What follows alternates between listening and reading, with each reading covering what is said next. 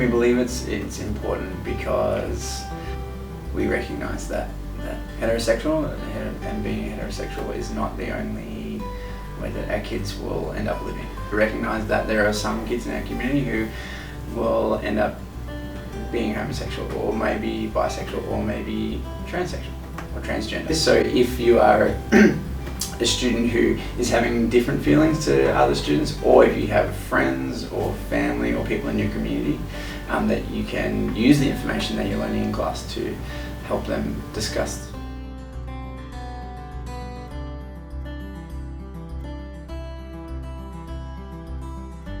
Great. We start with just understanding what it means to be homosexual, heterosexual, bisexual, transgender. So they start with learning those definitions. Kids find it much more comfortable to start with talking about things rather than people.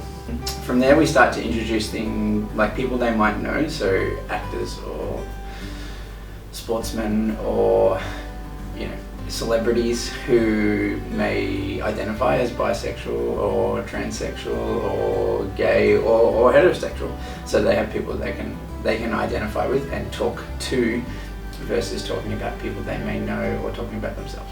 As kids get older, and as they get into high school and as they mature a little bit, we find that they're able to talk a little bit more about themselves or about people in their own community, and in high school we feel that they're ready to talk about sort of real life versus people that they know from movies or sports teams and things like that.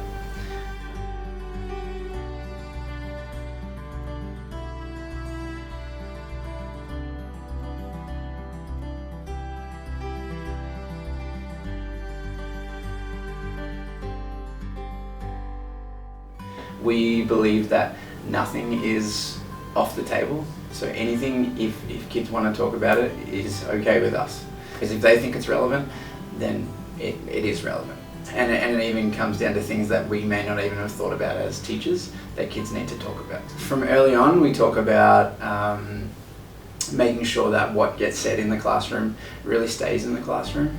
So we're very explicit about, if we want everyone to be comfortable to talk about what they need to and want to talk about in our classroom. So that means that you don't go and talk to everybody else about what so-and-so said in this class. And then it just becomes about developing that maturity. As kids grow up and as they get older, they'll get more comfortable about talking about issues that are a little bit harder to talk about as they're younger. Sometimes we might start off by getting kids to share things about their personal lives that are not too scary. So talk about, what is your favourite place to go on holiday?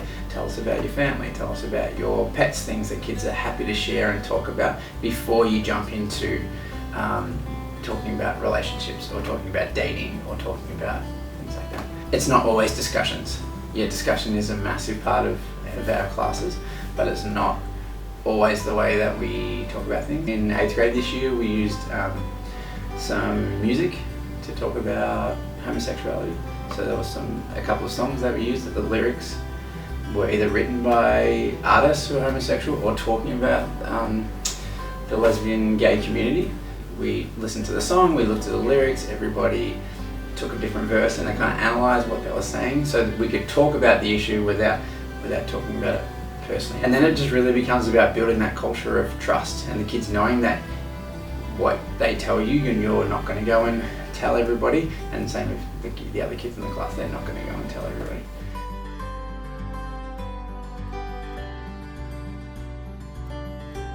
So to start with, for teachers who are looking to introduce this into a classroom, I would start with just learning the definitions. It's a really safe place to start for both the teachers and for the kids. So learning the definitions of what it means to be bisexual, what it means to be transgender, what it means to be homosexual, what it means to be heterosexual. So everyone understands those terms. Once you have that basic knowledge, then you can introduce discussions about what it might look like in different parts of the world, or maybe introduce people who identify as one of those different types of sexuality. So it gives a platform for kids and teachers to start speaking about.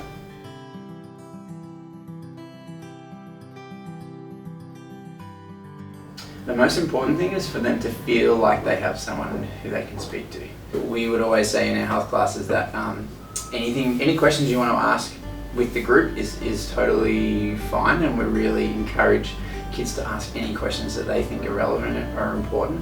But we also recognise that some kids aren't comfortable asking questions in front of a bigger group, and we make sure we are totally available to kids who want to speak one-on-one. And sometimes that's all kids need. They just need to know that there's someone there who they can talk to and they can trust. Finding some online resources or finding some good websites that give good non-judgmental information, so not backed by government, not backed by religious groups. So non-profits can also provide kids with really good information. That's a really safe way for them to explore how they're feeling and maybe read some things about how other kids have dealt with it without even having to talk to anyone. Even just directing kids to some good quality information online would be the other way that you can support kids who are having feelings they're not sure about. And I guess that's our philosophy in health in general, is that we want to give kids as much information as they can about everything, so that when they come to face these things in their lives, or their friends or their family face these things, that they can make good choices.